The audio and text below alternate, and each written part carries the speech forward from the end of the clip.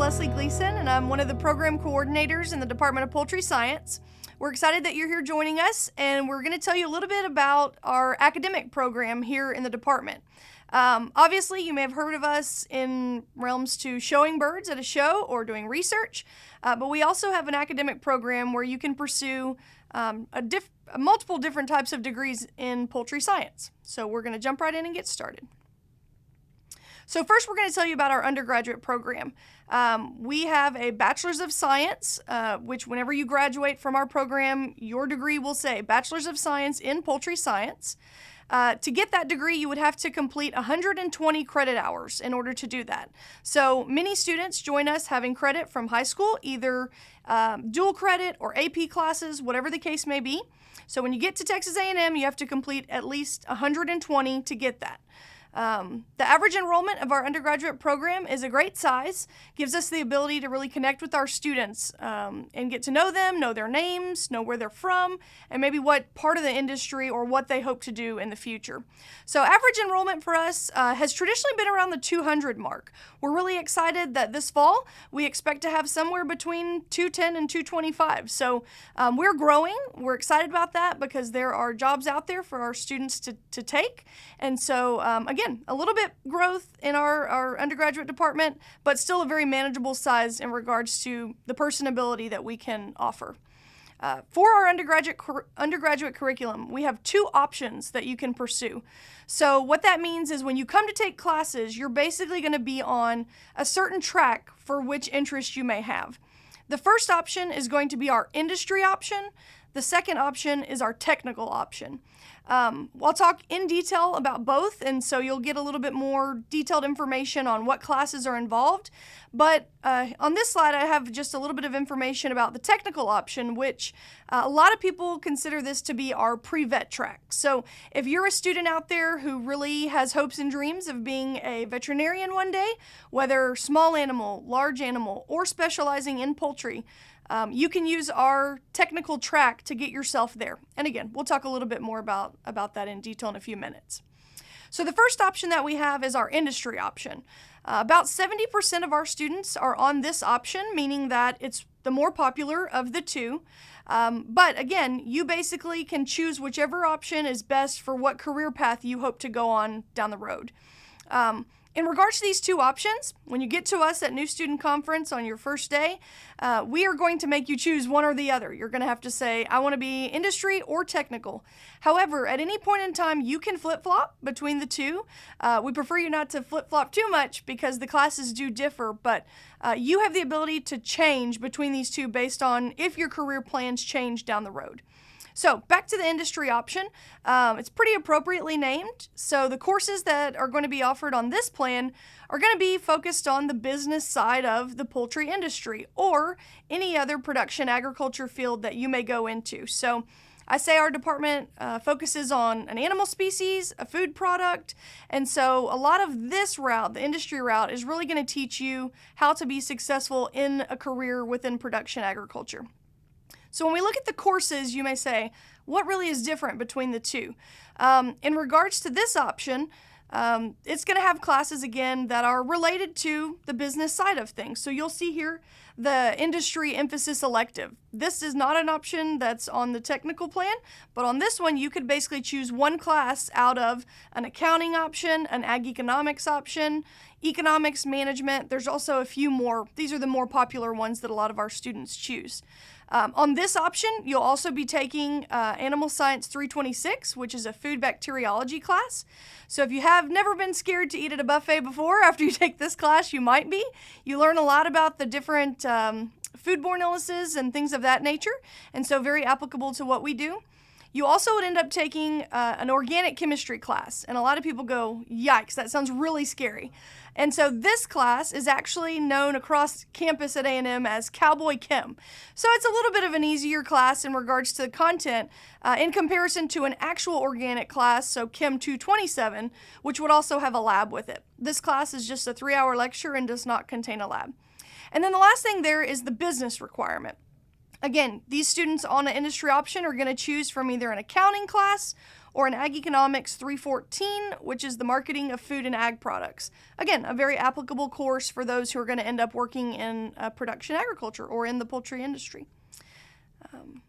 So you may be asking, okay, what kind of jobs would I go get with an industry option degree? So this route, again, is going to teach you mostly about the poultry industry. So these jobs are going to be working within the capacity of our industry. You may look at these logos here on the right-hand side and wonder, okay, some of these look familiar. H-E-B, you've probably heard of them before. Sanderson Farms has a lot of great commercials on TV, so you've probably heard of them. But you may not have heard of Roseacre Farms or Cobb or Aviagen. All of these companies, again, are examples of companies who have hired our students before, but there's really no perfect job that a poultry science degree will lead you to.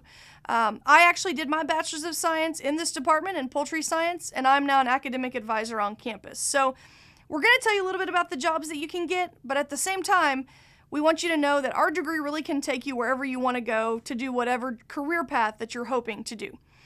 So our industry is broken down into, for the most part, the live side, the processing side, and then the allied side. So in live production, some examples of jobs that students would go into would be maybe a breeder tech, where they help out with either breeders or layers, broilers, depending on what their job capacity will be. Some students go and work in a feed mill, where they make all of the mixtures of feeds, making sure they have the right capacity of each ingredient and that it's right for the animal. Nutrition also is a popular field that a lot of our students go into. Traditionally, the nutrition side of things would offer or would require you to have maybe a master's degree or even a PhD as well. On the processing side, a lot of people that I talk to about the processing industry go, absolutely not for me. I am not working in a processing plant. But it's a great career path. It is a part of the industry where it's easy to make progression. So a lot of students who work in processing get raises very quickly, have a lot of job responsibility, and can move up through the ranks to become leaders in that organization. So typical jobs that students would have in the processing field: you may work in quality assurance, which is basically responsible for making sure that our food is safe for us to eat. USDA or FDA. You may work in further processing. So a lot of people picture processing to be a chicken hanging on a shackle, going through a plant, which is part of the first processing process, but the further process would be taking a carcass and turning it into a dinosaur-shaped chicken nugget, which we all probably have eaten at some point in our lives. So the further processing side, very popular as well. A lot of kids go into further processing jobs that are not poultry specific as well. So we've had students work for Dr. Pepper or Snapple or other companies like that, Mrs. Baird's Bread. So again, the skills and knowledge that you're learning is going to be transferable across markets as well. Product development is another cool job that some students go into. This would be you being a taste tester and saying, you know what, the tequila lime flavored wing is really better than this, or maybe it has too much spice, so we need to go back on it. So it's a part of the industry that a lot of people don't think about, but somebody has to develop those products and figure out what the market is looking for. The food industry is also a great part of career path that you could take. Again, not usually being a server, but maybe working as a manager in a food establishment or something of that nature. Sales and marketing is very popular as well. A lot of students that we have in our program right now are pursuing master's degrees in the business world. And so, again, there's a real need for students who understand the poultry industry, but then can apply that in regards to the business behind it. Policy and public relations is another popular job. So if you're one who knows or cares about water regulations and things of that nature, there's a huge need for students with that interest as well. And then the final one you see there is education. So we have a large number of students who come to our program who are interested in either teaching agriculture or being a county extension agent, which was actually my original plan of coming into poultry science. I was planning to be a county agent and kind of wound up staying in higher education. So all of these, again, are just examples. They are not by any means all that you can do with a poultry degree, but some more popular jobs that a lot of our students end up doing.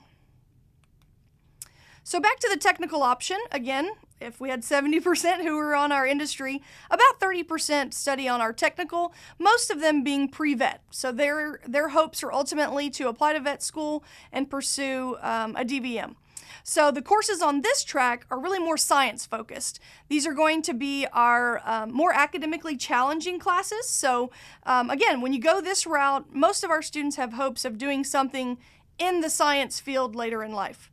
In regards to the pre-professional track, what we mean there is vet school is considered a professional program. So you might not have heard that term before, but a professional program would be anything like vet school, medical school, even law school, dental school. All of those require specific education in order to do those careers. So again, we consider our program to be a pre-professional track and can get you there if that's what you hope to do. So the differing courses on this option are really, again, those science-based courses that are, for the most part, prerequisites to get into programs such as vet. This program actually has 5 chemistries, and so I can usually tell when I'm talking to a prospective student in person if that scares the Jesus out of them or if they're like, hey, that sounds awesome. So on this plan, you would end up taking Chem 1 and Chem 2, Organic 1, and then biochemistry. If you do plan to go to vet school, there's some additional courses that may be required for you to take, such as physics, but those are not required for us or for you to get a bachelor's degree in. You also take a microbiology class and a genetics class, which is often very attractive to students who have an interest in either animal health or going on to a professional program like vet school.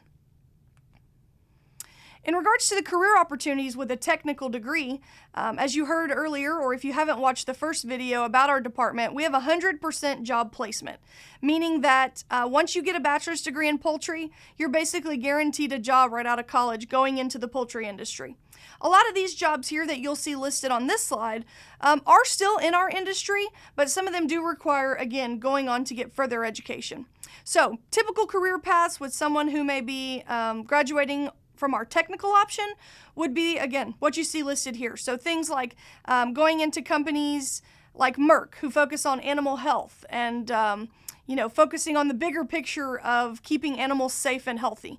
Genetics, nutrition, biochemistry.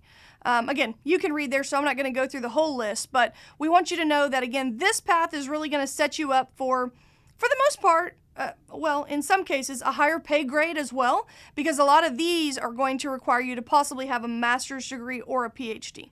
Again, the most common route that a lot of our students use the technical plan for would be a professional program like you see there below. We also have a graduate program, so after you've completed 120 hours with your bachelor's with us, we oftentimes keep a lot of those students to pursue a master's or a PhD. So we offer 3 graduate degrees. We offer a Master's of Ag, which is a completely online program, which is very attractive to people who maybe are working in the industry and can't really stop their job in life to come back to College Station to pursue a master's. So this is often a very popular degree for students in that case. We also have a Master's of Science, which is a research-based program. You would be located here in College Station working on some type of research with a faculty member. And then we also have a PhD program. That program, again, all of those depend timeline-wise on how many hours you take each semester and kind of how fast your research goes as well. But we do have those options, and we like to tell younger students about them because a lot of students know that they want to go on and get a master's or a PhD right out of high school. So our average enrollment is about 60 students, and we do have assistantships available, which means that you'll have some type of financial assistance while you're working on your graduate degree. So these are examples of things related to our grad program.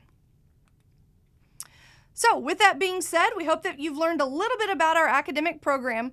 One thing that I didn't have a slide on that I don't want to leave out is we also have the core curriculum at Texas A&M, which basically is the basics. You hear it called the basics a lot.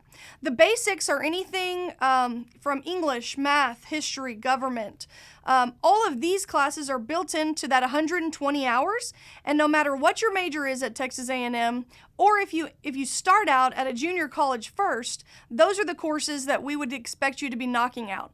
Like I said at the beginning, a lot of students come in having 20 hours or 24 hours completed from high school, and those courses are not going to be what we kind of focused on today. They're going to be what we call that core curriculum at Texas A&M. So Allie and I are the two academic advisors in the department. Both of us are happy to help you through this academic journey. And again, we're here as a resource. Our doors are always open for any questions that you may have related to our bachelor's program.